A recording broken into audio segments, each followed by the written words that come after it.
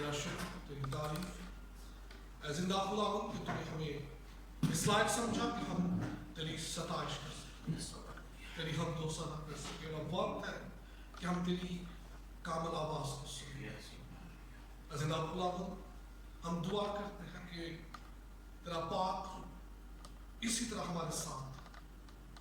اے زندہ خداوند جب تیرا بندہ تیری آواز ہم تک پہنچائے تو زندہ خداوند ہم اسے سننے والے،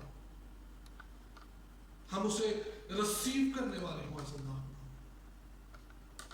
اسی طرح تیرے خادم دعا ہے کہ سر سے لے کر پاؤں تک اسے اپنی جلال، اپنی خوشخبری کے لیے، اپنی گواہی کے لیے استعمال کرتا، وہ نہ بولے بلکہ اس میں سے تو بولے۔ اور ہمارا ایمان ہے کہ تیرا کلام زندگیوں کو تبدیل کرتا ہے۔ ہمارا ایمان ہے کہ تیرا کلام اس ہتھوڑے کی مانند ہے جو بڑی بڑی چٹانوں کو چکنا چور کرتا ہے، جو دو دھاری تلوار ہے۔ تیرا شکر، تیری تعریف، ہاللویا، یسوع کے نام سے آمین۔ اب وقت ہے کہ ہم خدا کی آواز کو سنیں اور ہم دعوت دیں گے بھائی لوئس کو کہ وہ آئے اور خدا ان کی خوشخبری ہمارے ساتھ شیئر کریں۔ ویلکم۔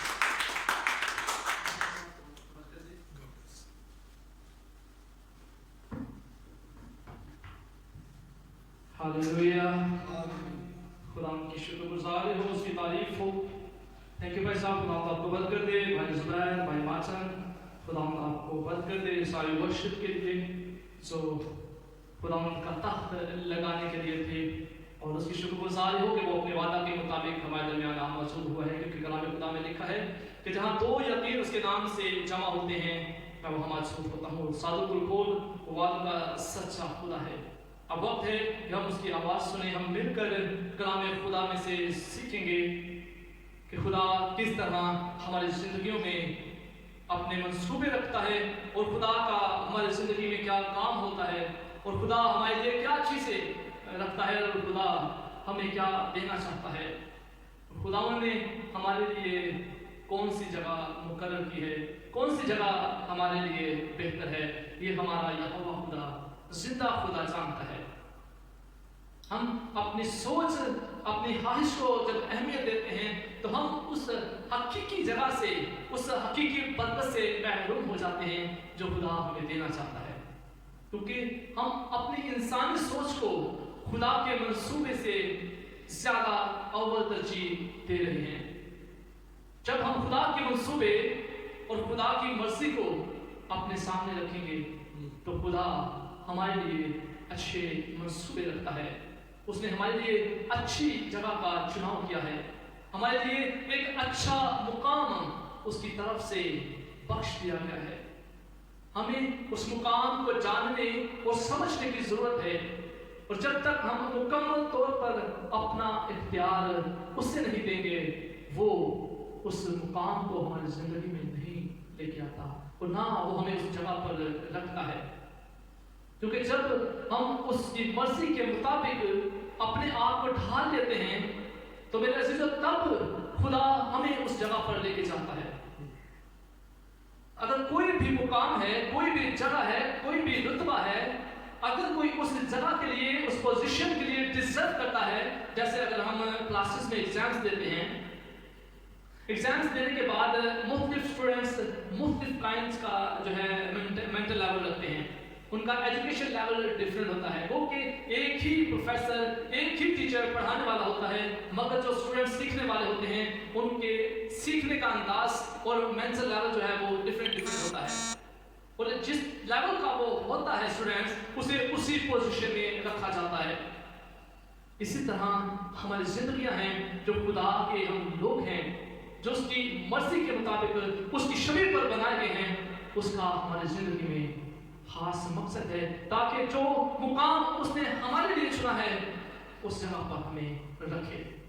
آج ہم مل کر اسی بات کو سیکھیں گے کہ خدا ہمیں کس مقام پر رکھنا چاہتا ہے، خدا ہمیں کس جگہ پر رکھنا چاہتا ہے، خدا نے ہمارے لیے کون سی جگہ کا چناؤ کیا ہے۔ آج ہم مل کر اس بات کو سیکھیں گے۔ سو میرے ساتھ نکالیے عہد عتیق میں سے पैदाइश की किताब उसका 2 बाब और उसकी 7 से 8 आयत का मुताला करेंगे। जब खुदा ने आदम और हवा को तख्लीक किया, उससे पहले तख्लीक के बहुत से मराहल थे। पहले दिन से 5वें दिन तक खुदा ने हर चीज को एक तरतीब के मुताबिक बनाया और हर चीज खुदा के कलाम के, खुदा के मुंह के कलाम के वसीला से वजूद में आई।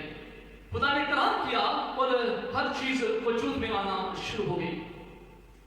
मगर इस सारे जो क्रिएशन के अमल में इस बात को देखने की जरूरत है कि क्या हर चीज खुदा के मुंह के कलाम से पैदा हुई?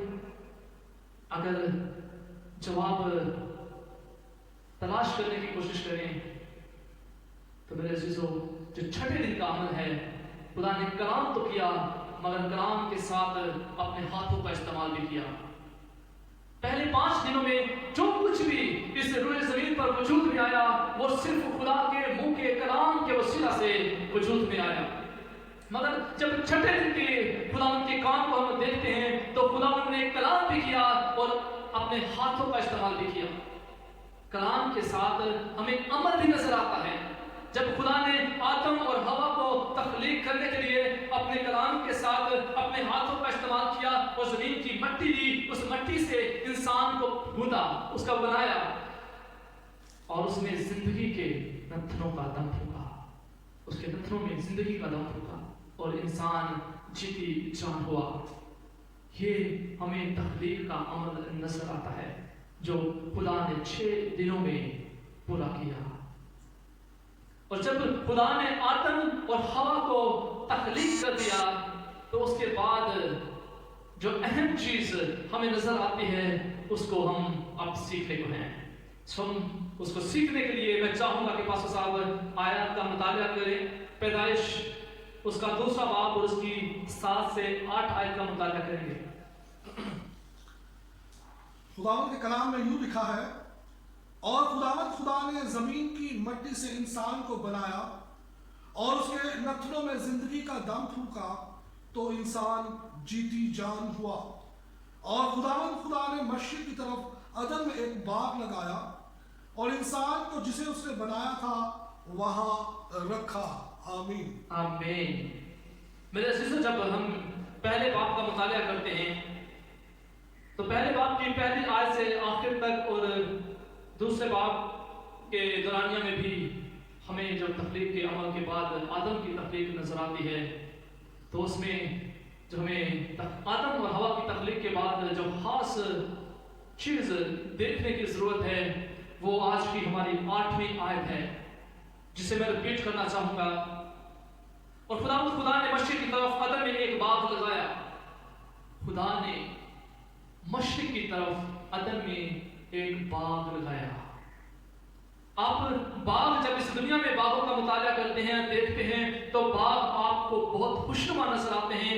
आप बागों में जाना पसंद करते हैं, वहां पर खूबसूरती को देखना आप पसंद करते हैं कि आप उसको एंजॉय कर सकें, आप उससे लुत्फ अंदोज हो सकें।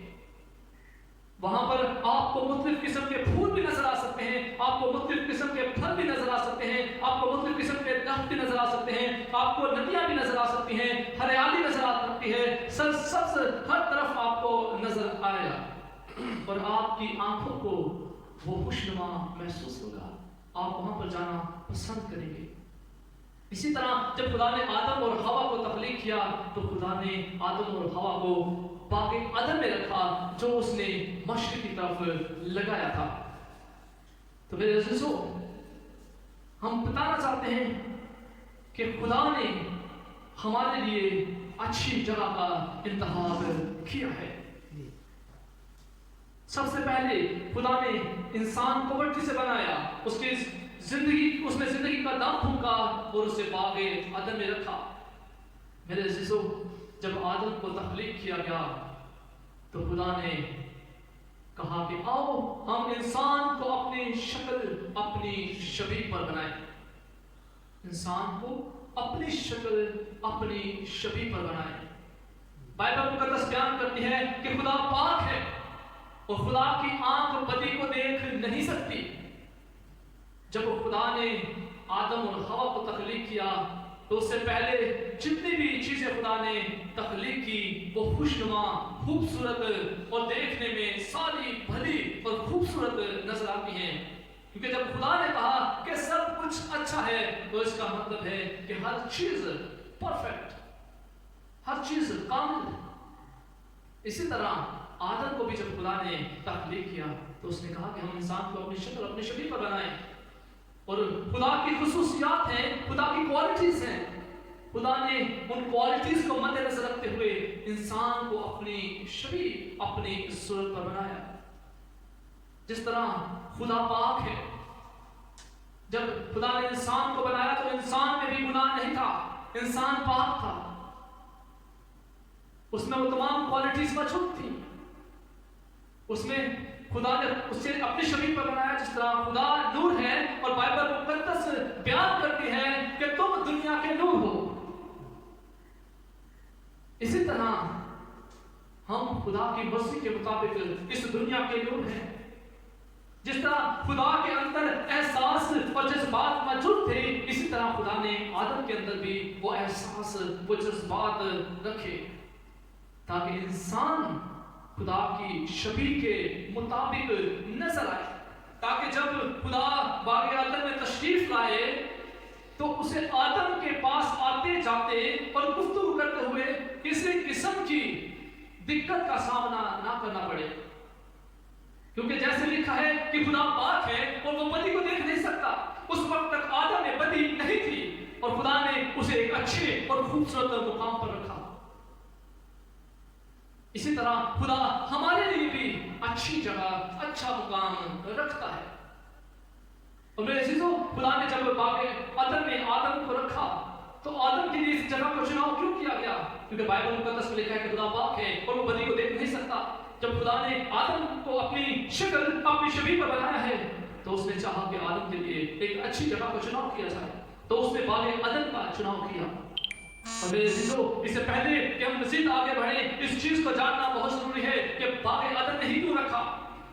اتنی بڑی کائنات جسے خدا نے بنایا، جب اس نے وجود میں لائی، کہیں پر بھی رکھ سکتا تھا۔ باغ عدن ہی کا چناؤ کیوں؟ میرے عزیزو، بائبل مقدس میں لکھا ہے خدا انسان کے لیے اچھے منصوبے رکھتا ہے۔ اس نے ایک خوبصورت جگہ کا چناؤ کیا، ایسی جگہ جو ہر طرح کی نعمتوں سے برکتوں سے سیر تھی، بھری ہوئی تھی۔ باغ عدن میں کون سی چیزیں تھیں؟ آج ان میں سے ہم کچھ کا مطالعہ کریں۔ یہ جو برکتیں خدا نے آدم کے لیے وہاں پر رکھی اور آدم کو وہاں پر رکھا۔ میرے عزیزو، باغ عدن بائبل مقدس بیان کرتی ہے کہ وہ بہت اچھا تھا، بہت خوبصورت، بہت پیارا، مگر میرے عزیزو وہ جلالی نہیں تھا۔ وہ خدا جو جلال سے بھرا ہے، وہ جو آدم کو وزٹ کرتا، وہ آدم کے پاس آتا، وہ باغ عدن اس جیسا جلال نہیں رکھتا تھا۔ اگر آپ پیدائش 1 باب اور 2 باب کا مطالعہ کریں تو وہاں پر لکھا ہے کہ وہ باغ عدن بہت اچھا تھا مگر جلالی نہیں تھا۔ میرے عزیزو، باغ عدن بہت بڑا بھی تھا مگر خدا نے آدم کے لیے اس کی کوئی قیمت نہیں ٹھہرائی۔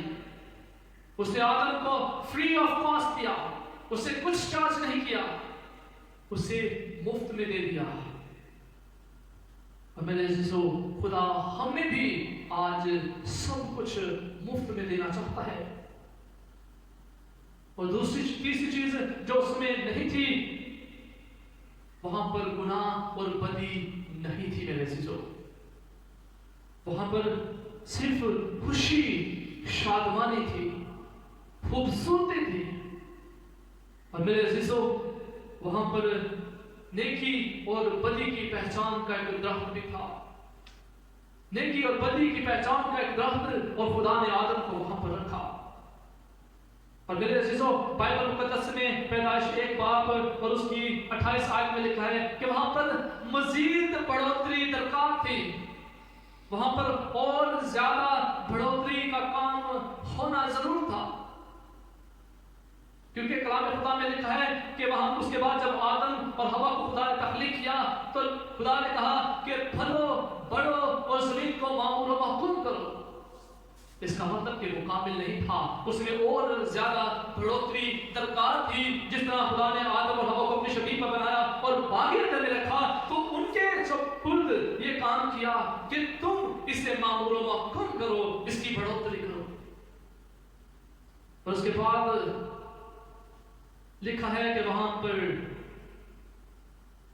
خدا نے آرام کی جگہ بھی بنائی، خدا نے آرام کی جگہ بنائی اور وہاں پر آدم اور حوا کو رکھا۔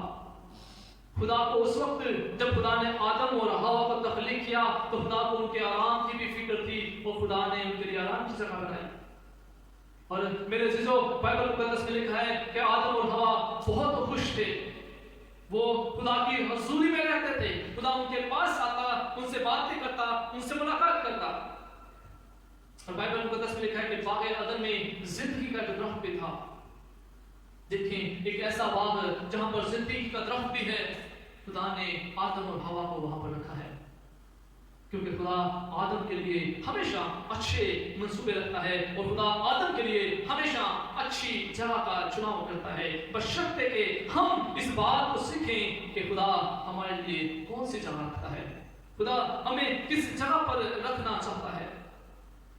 میرے عزیزو، یہ باغ عدن کی تمام برکات آدم کے لیے تھیں، جہاں پر خدا نے آدم کو رکھا۔ اور میرے عزیزو، اب تک آدم اور حوا پاک تھے، مگر میرے عزیزو، جب ابلیس حوا کے پاس پہنچتا ہے تو وہاں پر آدم اور حوا کی تباہی اور بربادی شروع ہو جاتی ہے۔ وہاں پر وہ مقام جو خدا نے آدم اور حوا کو دیا، ان کی نافرمانی کی وجہ سے ان کے ہاتھوں سے جانے کو تھا۔ اور فائنلی جب سانپ حوا کے پاس پہنچتا ہے تو وہ اسے بہکاتا ہے اور حوا خدا کی نافرمانی کر بیٹھتی ہے، اور اس کے ساتھ وہ آدم کو بھی اس بات پر اکساتی ہے کہ وہ اس کام میں اس کا حصے دار ہو۔ جب آدم اور حوا اس کام میں مشترک ہو جاتے ہیں، اس میں آگے بڑھ جاتے ہیں، تو خدا کی نافرمانی شروع ہو جاتی ہے۔ جب وہ نافرمانی کرتے ہیں تو وہ مقام جو خدا کی طرف سے انہیں بخشا گیا تھا، وہ اس مقام سے نکال دیے جاتے ہیں، کیونکہ کلام خدا میں لکھا ہے کہ خدا کی آنکھ پاک ہے اور وہ بدی کو دیکھ نہیں سکتی۔ جب انہوں نے یہ بدی کی تو وہ اس باغ سے، اس مقام سے ہٹا دیے گئے، اس برکت سے محروم ہو گئے۔ آج ہمیں اس بات کو جاننے کی ضرورت ہے کہ ہمارا مقام، ہماری جگہ، ہماری پوزیشن کیا ہے، کیا ہم اس پوزیشن کے لیے ڈیزرو کر رہے ہیں یا نہیں، اس پوزیشن، اس مقام کی کوالٹیز کیا ہیں، ہمیں ان کے مطابق اپنے آپ کو بنانا ہے، اپنے آپ کو ڈھالنا ہے میرے عزیزو۔ اور میرے عزیزو، آج ہمیں مکمل طور پر اس چیز کو سمجھنے کی ضرورت ہے، اور ہمیں چاہیے کہ ہم خدا کے اس منصوبے کو سمجھیں کہ خدا ہمارے لیے کون سی جگہ رکھتا ہے۔ میرے عزیزو، جب یوسف کی زندگی کو ہم دیکھتے ہیں تو اس کے بھائیوں نے اسے مارنے کا منصوبہ بنایا، مگر خدا نے اسے اسی موت کے گھڑے سے نکال کر مصر میں لے گیا اور اسے وہاں پر قید کی صورت میں لے کے گیا، مگر خدا کا اس کی زندگی میں کام تھا، منصوبہ تھا، اور اس کے لیے ایک ایسی جگہ کا چناؤ کر دیا کہ اس جگہ کا اسے حاکم بنا دیا۔ خدا نے اس کے لیے اس جگہ کا چناؤ کیا تھا۔ یہ خدا کی مرضی ہے کہ خدا ہمیں اس جگہ، اس مقام پر کس طرح لے کر جائے گا، مشکلات کے ذریعے لے کے جائے گا یا آسانیوں کے ذریعے لے کے جائے گا، مگر میں آپ کو بتانا چاہتا ہوں کہ خدا ہمیں اس مقام پر ضرور لے کے جاتا ہے جس پر وہ ہمیں لے کے جانا چاہتا ہے، مگر شرط ہے کہ ہم اپنے آپ کو پیش کریں کہ ہم اس مقام پر جانا چاہتے ہیں کہ نہیں۔ وہ زبردستی آپ کا ہاتھ پکڑ کر نہیں لے کے جائے گا۔ ہمارا خدا زبردستی کا خدا نہیں ہے میرے عزیزو، ہمارا خدا آپ کے ہاتھ میں ہر بات کو چھوڑتا ہے، آپ کو اجازت دیتا ہے کہ آپ فیصلہ کریں۔ خدا نے آپ کو عقل، دانائی، حکمت اور فہم عطا کیا ہے، یہ کلام بخشا ہے کہ آپ اس کلام کی روشنی میں اپنی زندگیوں کا موازنہ کریں، کیا آپ اس جگہ، اس مقام کے لیے ڈیزرو کرتے ہیں کہ نہیں۔ اگر آپ مکمل طور پر اسے اجازت دیں گے تو میرے عزیزو، चाहे वो कोई भी रुतबा है, कोई भी पोजीशन है, चाहे वो कोई भी जगह है, चाहे वो कोई भी मुल्क है, चाहे वो दुनिया का कोई भी हिस्सा है, अगर आप खुदा को इजाजत दें तो खुदा आपको ले जाने की कुदरत रखता है।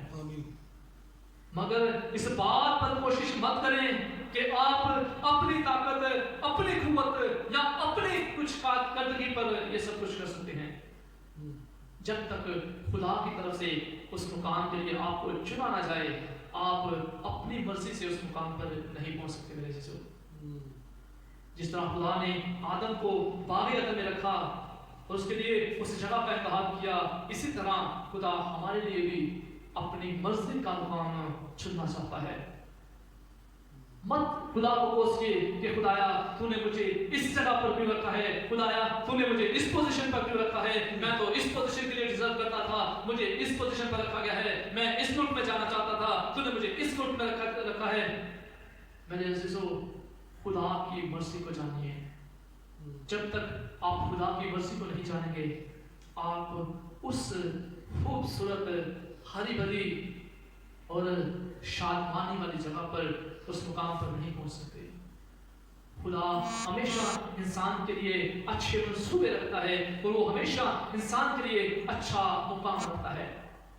उसे इजाजत दें कि वो आपके लिए, आपकी जिंदगी के लिए उस जगह का इंतखाब करे मेरे अजीजों। जब मूसा की जिंदगी पर गौर करते हैं तो मूसा की जिंदगी में बहुत सी मुश्किलात आती हैं, यहाँ तक कि फिरौन उसे मार देना चाहता है, मगर खुदा का उसकी जिंदगी में जो मकसद था, जिससे खुदा उसे एक जगह, एक मुकाम पर लेके जाना चाहता था, खुदा ने जिस जगह को उसके लिए चुना था, वो जिस तरह भी चाहता है वो अपने लोगों को लेके जाता है। खुदा ने मूसा को फिरौन की सल्तनत में लेके जाना चाहता था, खुदा उसे वहां का बादशाह बनाना चाहता था, उसने बनाया, उसने ये वहां पर उसे तैयार करना था, इसलिए उस जगह का चुनाव किया। मेरे अजीजों, जब लूत और अब्राहम की जिंदगी का हम मुआवजा करते हैं, तो जब उनकी अलहदगी का वक्त आता है, तो अब्राहम जब खुदा का चुनिंदा बंदा, खुदा का वफादार और रास्तबाज आदमी जो आज कौमों का बाप बनना चाहता है, उसने खुदा की मर्जी को सामने रखा और उसने अपने भतीजे लूत से कहा कि अगर तू मशरिक की जगह जो है चूज करेगा तो मैं मगरिब को जाऊंगा, अगर तू शमाल को जाएगा तो मैं जनूब को जाऊंगा। उसने अपनी मर्जी नहीं, उसको पता था कि उसका खुदा उसके साथ वफादार है और वो उसके लिए अच्छी जगह का चुनाव करेगा।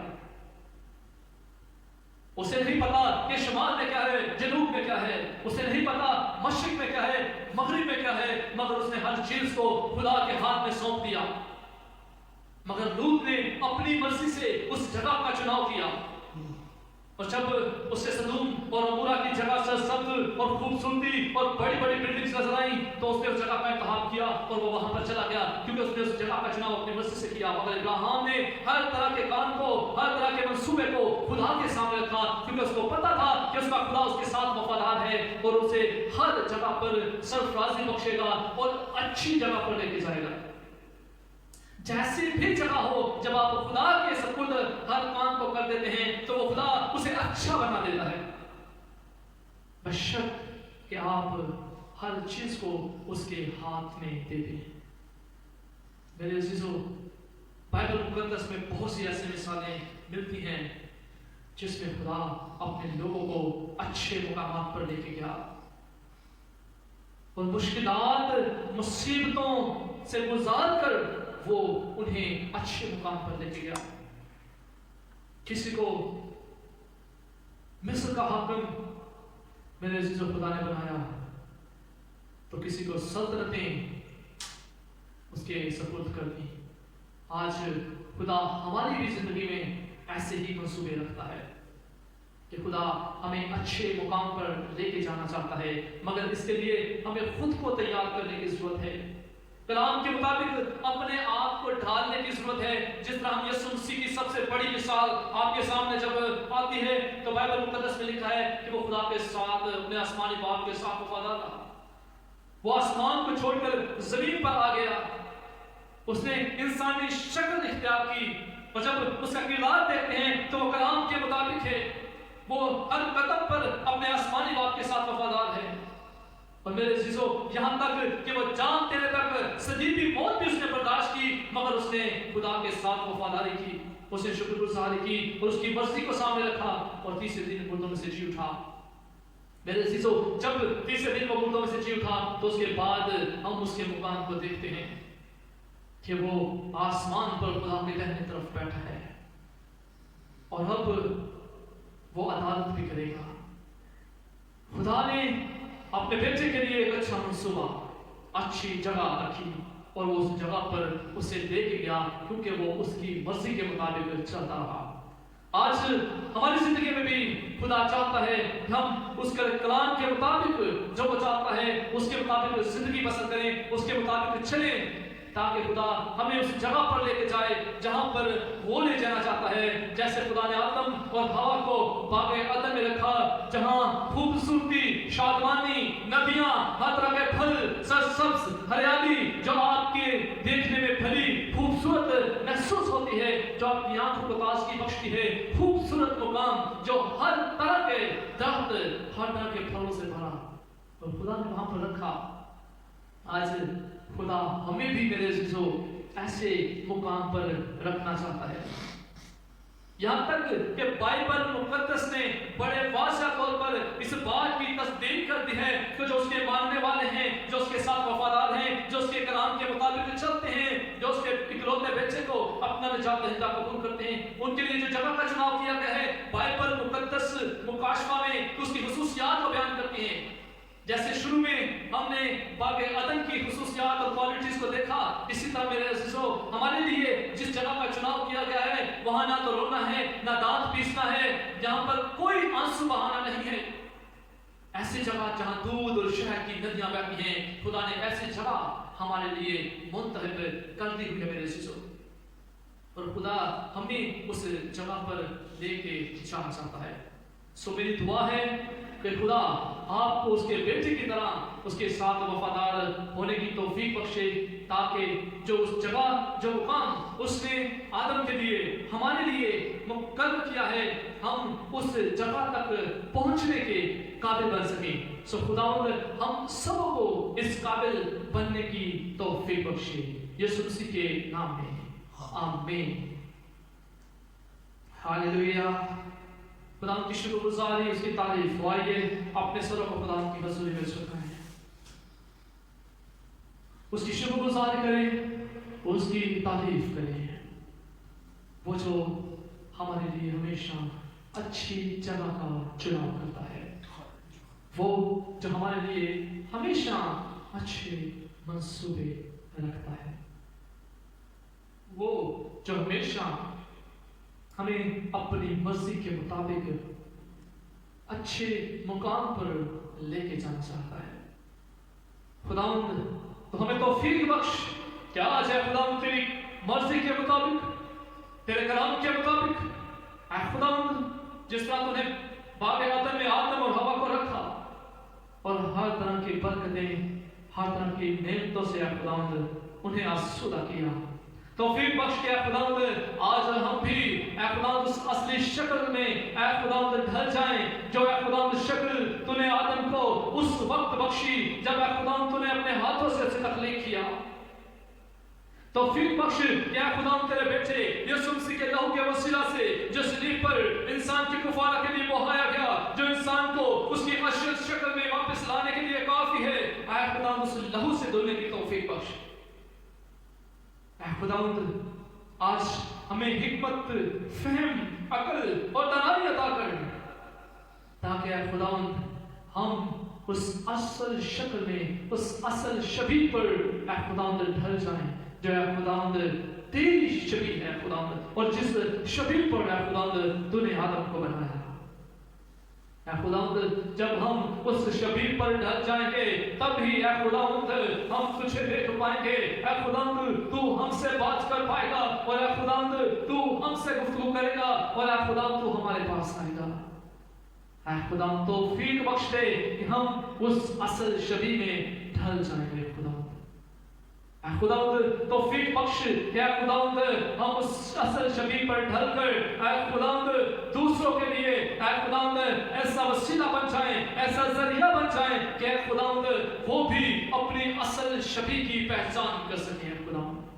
اور اے خداوند ہم اس جگہ اس مقام کو حاصل کرنے والے بن جائیں جو اے خداوند تو نے عالم کے لیے بنا رکھا ہے خداوند، جہاں پر اے خدا تیرے بیٹے نے ہمارے لیے جگہ کا اے خداوند چناؤ کر لیا ہے، کیونکہ اے خداوند تیرے بیٹے کا وعدہ ہے کہ میں جاتا ہوں اور اے خداوند اس نے کہا ہے کہ تیرے لیے بھی جگہ تیار کرتا ہوں، کیونکہ میرے باپ کے گھر میں بہت سے مکان ہیں، اگر نہ ہوتے تو میں تم سے کہہ دیتا۔ اے خداوند توفیق بخش کہ ہم ان گھروں میں ان مکانوں میں جانے والے بن جائیں، اے خداوند توفیق بخش کہ ہم اس قابل ہو جائیں کہ اے خداوند اس مقام پر اس جگہ پر اے خداوند اس لائق ہو جائیں کہ یسوع مسیح کے ساتھ رہ سکیں اے خداوند، کیونکہ اے خداوند یسوع مسیح کے وسیلہ سے ہم یہ اختیار پاتے ہیں کہ تو ہمارا آسمانی باپ ہے اور ہم تیرے بیٹے اور تیری بیٹیاں ہیں، اور یسوع مسیح جو ہمارا بھائی ہے ہمارا دوست ہے، اس ہم قابل بن جائیں کہ اس رشتے میں مضبوطی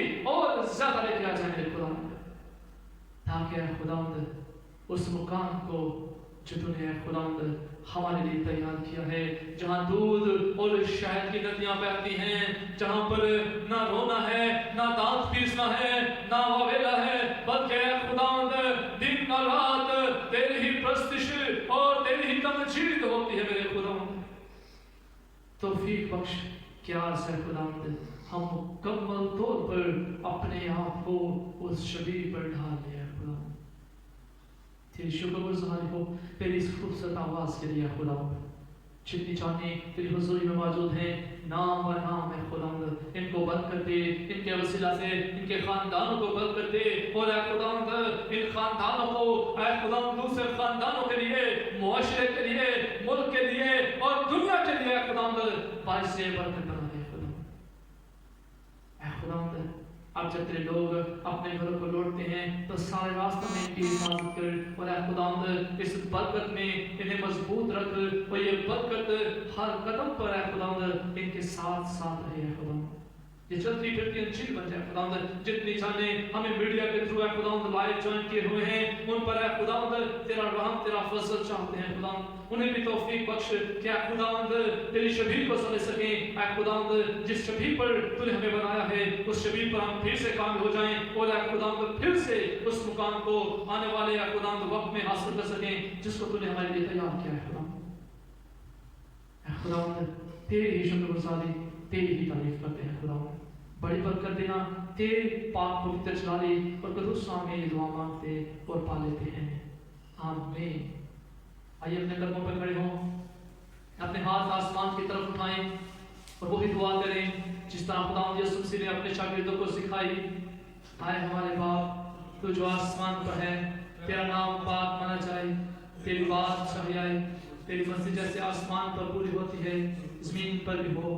ہمارے روز کی روٹی آج ہمیں دے، اور جس طرح ہم نے اپنے قرضدار کو معاف کیا ہے تو بھی ہمارے قرض میں معاف کر، ہمیں آزمائش میں ڈال بلکہ برائی سے بچا، کیونکہ بادشاہی اور قدرت اور جلال ہمیشہ تیرے ہی ہیں، آمین۔ اپنے سروں کو اسی طرح جھکائے رکھیں گے اور کلام برکات کے ساتھ فاصل دلال اشرف صاحب ہمیں نصرت کریں گے۔ رب خدا باپ کی محبت، خدا بیٹے کا فضل اور پاک کی شراکت اب سے ہمیشہ تک ہم سبوں کے ساتھ، ہمارے گھرانوں کے ساتھ، عالمگیر کلیسیا کے ساتھ اور قوم بنی اسرائیل کے ساتھ قائم رہے، آمین۔ اور یہاں زندہ خدا کا چہرہ ہم سبوں پر اور ہمارے گھرانوں پر ہمیشہ جلوہ کر رہے، آمین۔ خدا کی سلامتی